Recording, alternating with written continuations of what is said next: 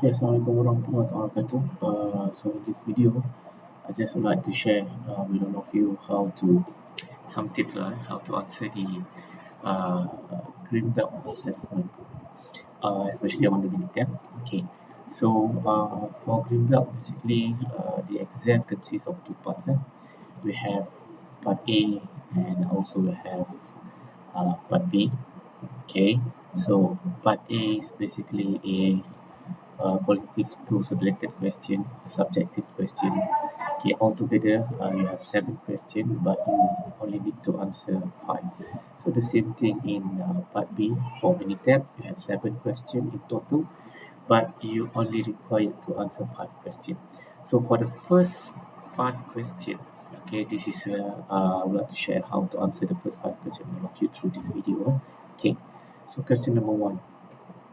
So question number 1, I'm a manufacturer of cable wire wants to assess if the diameter of the cable meets specification and the cable must be 0.45 plus minus 0.05. So this plus minus 0.05 will be the lower spec limit and upper spec limit. Alright.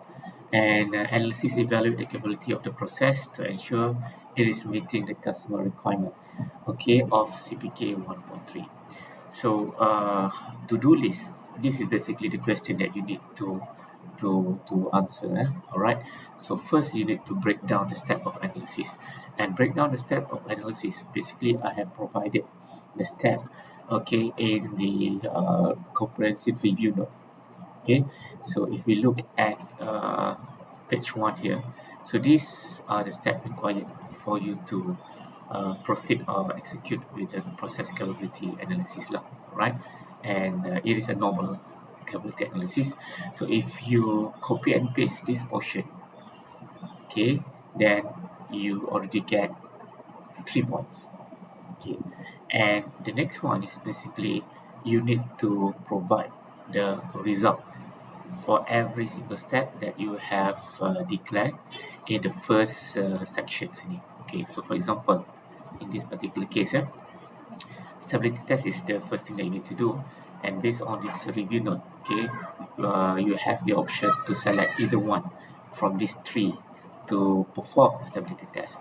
Okay, for example, in this case, I just go for the graph box plot. Okay, so let's say this is the data given. All right, the data in the actual exam may be different. Okay, so stability test, you can easily use graph box plot, and then one y simple. Why one y simple? Because we only have one distribution of data.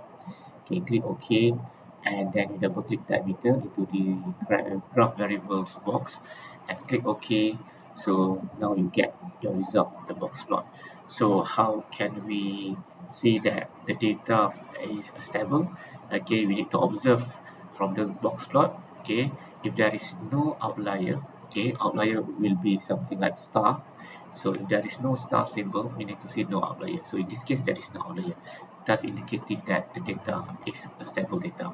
So once you get this result for stability test, you need to copy this graph and paste in your answer sheet. Okay, so this is step number 1.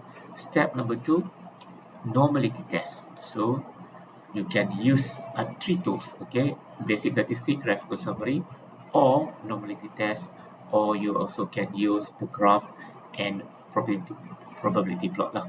So either one should be okay, and the result will get the same. Okay, for example, in this case I use graph probability plot.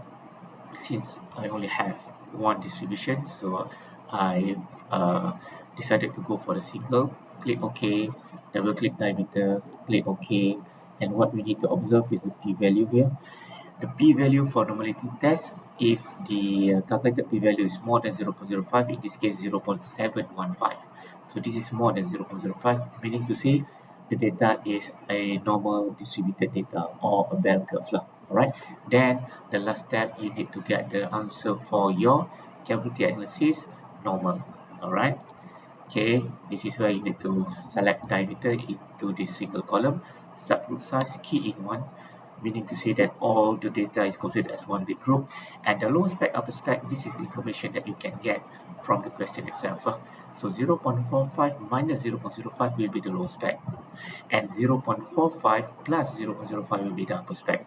So in this case, the lower spec is 0.4, and also the upper spec is 0.5. And since the question asks you to determine the CPK, all right, is it equal to 1.3? All right, so in the option, okay, you need to maintain the display at parts per million and CP. Okay, by maintaining these two, you will get the CPK lah. All right, click OK and click OK. Then you get the CPK of 0.85. All right, so this is the result for every single step. Okay, and then you need to interpret. Okay, so by having all those results, you will get 3 marks. Okay, so altogether you have now 6 marks. And how to interpret the result? Always make sure you align back with the objective from the question, and this is depend on you lah. All right, so look at the CPK, the actual CPK, compare with the anticipate CPK, and from there you can elaborate.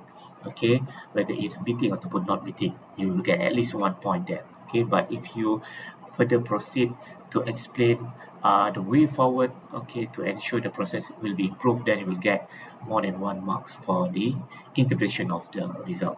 All right, so that is how you answer question number 1. All right, okay.